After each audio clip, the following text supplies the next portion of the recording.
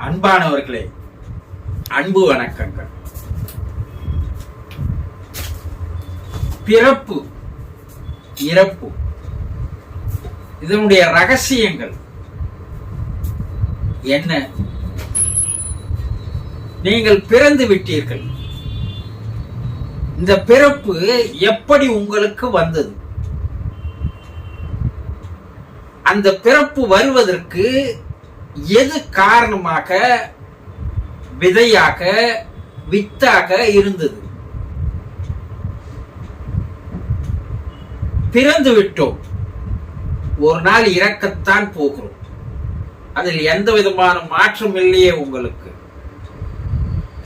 அந்த இறப்பு எப்படி இருக்க வேண்டும்?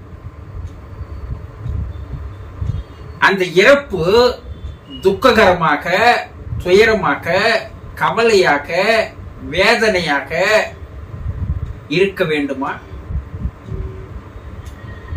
அல்லது சந்தோஷமாக, ஆனந்தமாக, மகிழ்ச்சியாக இந்த இறப்பை வரவேற்க போகிறீர்களா? அப்படி என்றால் என்ன செய்ய வேண்டும்? இறப்புக்கு பின்னால் உள்ள ஆவி உலக வாழ்க்கை எப்படி நாம் அமைத்துக் கொள்வது? அருள் உலக வாழ்க்கையை எப்படி அமைத்துக் கொள்வது? அருள் உலக வாழ்க்கைக்கு பின்னால் மறுபிறப்பு எடுக்க போகிறோம். அதில் எந்த விதமான மாற்றமும் இல்லை. ஆனால் அந்த மறுபிறப்பை எப்படி உயர்ந்தது ஒரு பிறப்பாக மாற்றிக்கொள்வது? இதற்கெல்லாம் காரணங்கள் தெரிய வேண்டும் அல்லவா? இப்போது பிறந்திருக்கிறீர்கள், இறக்கப் போகிறீர்கள். இதற்கு இடைப்பட்ட வாழ்க்கையை எப்படி வாழ்ந்தால் இறப்பை ஒரு கொண்டாட்டமாக, சந்தோஷமாக வர வைக்க முடியும்? அடுத்து ஒரு பிறப்பு உயர்ந்த நிலை பிறப்பாக எப்படி மாற்றிக்கொள்ள முடியும்? இதற்கெல்லாம் வழி இப்போது வாழ்ந்து வருகின்ற வாழ்க்கையில் தான் இருக்கிறது. உங்களுடைய வாழ்க்கையை நீங்கள் சரியாக புரிந்து கொண்டால், தெரிந்து கொண்டால், அதன்படி நீங்கள் வாழ்ந்தால்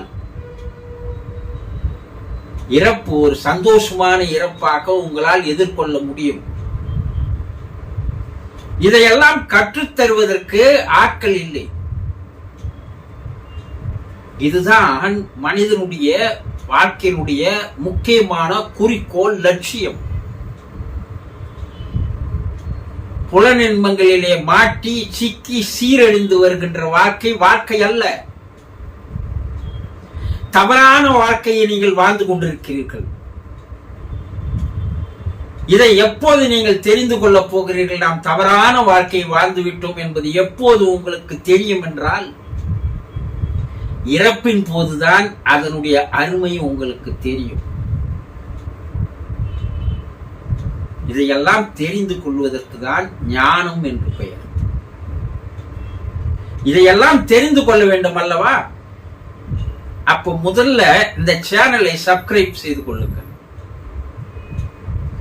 தொடர்ந்து என்னோடு நாள்தோறும் நான் விடுகின்ற வீடியோவை 10 நிமிடம் ஒதுக்கி பார்த்து வாருங்கள். ஆத்ம ஞானம், மெய்ஞானம் எல்லாம் உங்களுக்கு கைவர பெற்றவர்களாக மாறிவிடுவீர்கள். செய்கிறீர்களா? இது ஒரு அருமையான சந்தர்ப்பம், வாய்ப்பு. இறைவன் உங்களுக்கே எடுத்து வந்து தருவது. எல்லோருக்கும் இந்த பாக்கியம் கிடைத்து விடாது. எத்தனையோ 1000 சேனல்கள் இருக்கிறது. அதிலெல்லாம் பொழுதை கழித்துக் கொண்டிருந்தால் திரியும் அந்த காலம் வராது. ஆயுள் போய்விடும், ஞானம் வராது.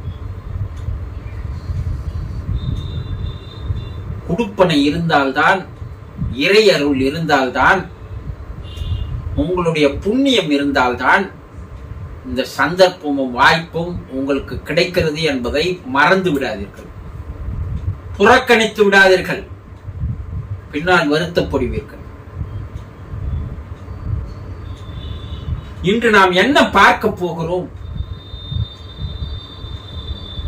ஒரு அன்பர் குருஜி, இறப்பவர்களின் ஆன்மாக்கள் அழுது புலம்புமா என்று ஒரு கேள்வி கேட்டிருக்கிறார்.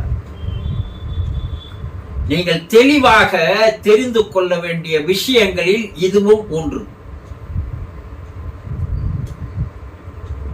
யோகிகள், முனிவர்கள், ஞானிகள், ரிஷிகள், அவதாரங்கள், தீர்க்கதரிசிகள், இவர்களெல்லாம் இறப்பை ஒரு கொண்டாட்டமாக, ஒரு சந்தோஷமாக, ஆனந்தமாக, மகிழ்ச்சியாக வரவேற்கிறார்கள். மரணத்தோடு அரவணைக்கிறார்கள். அவர்களுடைய இறப்பு ஒரு துக்ககரமாக, துயரமாக, கவலையாக, வேதனையாக இருப்பதில்லை. இவர்களை தவிர உலகில் இருக்கின்ற அனைத்து மக்களும் இறப்பை துக்கமாக, துயரமாக, வேதனையாக, கஷ்டப்பட்டுதான் அந்த இறப்பை தாண்டுகிறார்கள். ஒருவர் இறந்து போனால் அவர் உடலில் இருந்து வெளியே வருகின்ற ஆன்மா இருக்கிறது அல்லவா? ஆன்மா, ஆத்மா, ஜீவன், ஆவி என்று பல பெயரை வைத்து அழைக்கிறோம். அது உடலில் இருந்து வெளியேறுவது இறப்பு, மரணம், சாவு, டெத் என்று சொல்கிறோம். அந்த ஆன்மா, ஆவி இருக்கிறது, அது உடலை விட்டு வெளியேறும் போதும் அழுகிறது, துன்பப்படுகிறது, துயரப்படுகிறது, கண்ணீர் விடுகிறது, கவலைப்படுகிறது, வேதனையில் மூழ்கி தத்தளிக்கிறது. இந்த உடம்பில் இருந்து வெளியே இருக்கின்ற அந்த உயிர் இருக்கிறதே, அந்த நேரம், அந்த நொடி ஒரு பெரிய மரண வேதனையை வார்த்தைகளால் வர்ணித்து விட முடியாது. நீங்கள் வாழ்க்கையில் பட்ட துன்பங்கள் எல்லாம் பெரிய வேதனை அல்ல, அதை கடந்து விடலாம். ஆனால் இந்த மரண வேதனை இருக்கிறதே, அந்த உடம்பில் இருந்து அந்த ஆன்மா பிரிந்து வருவது ஒரு பெரிய வேதனையை தரும். அப்பொழுதே அவர்கள் கண்ணீர் விட்டு கதறி அழுவார்கள். இறக்கும் போதும் அழுகிறான், பிறக்கும் போதும் அழுகிறான். ஒரு அற்புதமான பாடல் வரும். அப்போ மனிதன் பிறக்கும் போதும் அழுகிறான், இறக்கும் போதும் அழுகிறான்.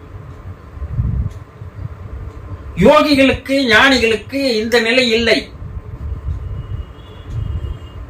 இறக்கும் போது அது சந்தோஷமாக, புன்னகையாக, சிரிப்பாக, முகமலர்ச்சியோடு வரவேற்கிறார்கள். அப்படி வெளியே வந்த ஆன்மா தன்னுடைய உடலை பார்த்து, தூள உடலை பார்த்து தான் இறந்து விட்டோம் என்பதை நம்பவே நம்பாது. அப்போது அது அழ ஆரம்பிக்கிறது, கண்ணீர் விடுகிறது.